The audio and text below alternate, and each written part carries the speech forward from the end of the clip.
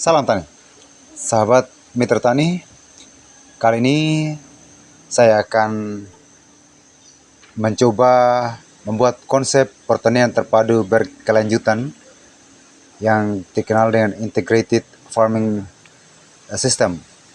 Ya, konsep ini memang kita meniru ekosistem alam di mana limbah menjadi satu komponen yang kemudian menjadi nutrisi bagi komponen lainnya. Nah, ini rancangan konsep pertanian berkelanjutan yang saya integrasikan dengan ikan lele, itu sana kolamnya.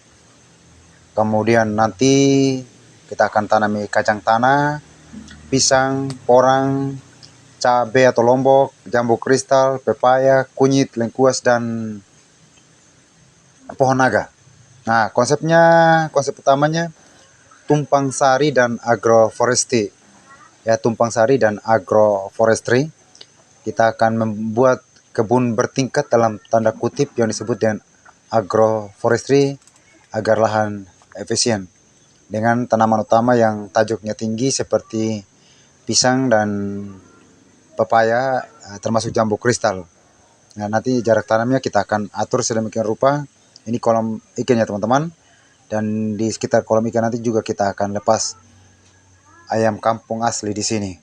Nah, ayam kampung aslinya saya sudah upload di video sebelumnya, teman-teman bisa tonton di sana. Kita lanjut.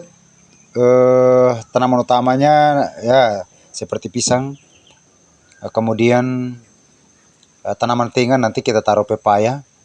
Tanaman bawah yang ternaungi seperti porang, ya, karena porang memang paling suka di naungan.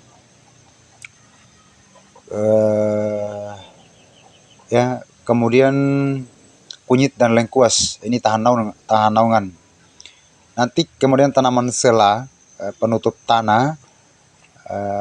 Nanti kita akan bahas juga tanaman penutup tanah ini. Kita tanami kacang tanah. Ini untuk meningkatkan nutrisi tanah, terutama nitrogen. Dan tanaman berikutnya lombok. Nah, ini lokasi yang kita akan siapkan teman-teman. Teman-teman, kalau kita bicara tentang integrated farming, ya, saya coba sederhanakan dengan kombinasi tanaman di atas tadi dengan salah satu ternak, yaitu ikan lele dan juga tentunya ayam kampung. Nah, kalau ini semuanya jadi, nanti teman-teman bisa saksikan di sini. Ini konsep-konsepnya saya siapkan di seperti pada gambar ini.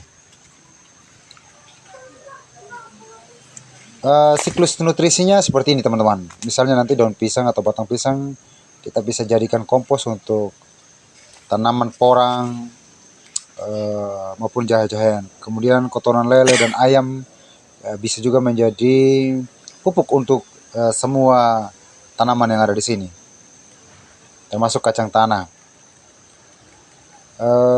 Kemudian, nah ini contoh nanti pengaturannya kita buat begini.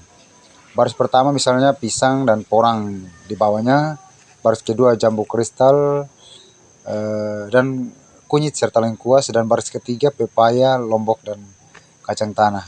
Kemudian di sudut di sana nanti tadi seperti tadi yang saya tunjukkan, itu kita akan lepas kolam lele terpal dan ayam kampung di sana.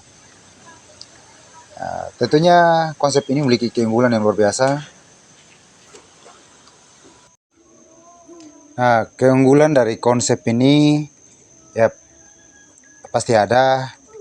Nah, ini yang kita pikirkan. Yang pertama, pendapatan harian atau mingguan. Ya, kita tahu lombok, lele, kacang tanah, panen cepat. Ini menjadi peluang untuk pendapatan harian maupun mingguan.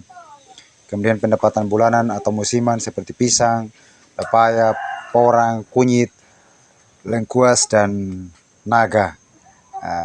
Ramah lingkungan. Ya, kita punya harapan konsep ini tanpa pupuk kimia yang berlebihan, mengandalkan hanya kompos dan limbah lele maupun ternak ayam kampung. Ya, tanahnya nanti akan subur karena ada kacang tanah yang menjaga kesuburan nitrogen. Teman-teman, sebagai informasi, porang ini membutuhkan naungan yang tinggi. Jadi nanti kita akan posisikan porang di bawah pohon pisang. Dan lombok juga memerlukan banyak sinar matahari, sehingga kita akan posisikan lombok nanti ya harus lebih banyak sinar matahari, terutama di musim penghujan.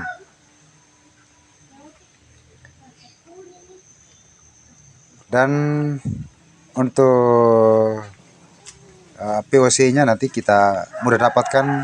Ini kebetulan saya tanami gamal. Kita akan manfaatkan daun gamal sebagai sumber POC. Dan kompos padatnya kita akan dapatkan dari kotoran lele maupun ternak ayam kampung.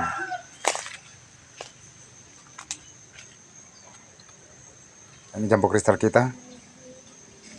Ya, teman-teman, demikianlah ide konsep pertanian berkelanjutan dengan beberapa tanaman tadi. Semoga bermanfaat. Oh ya, maaf, ini masih ada talas ya di sampingnya.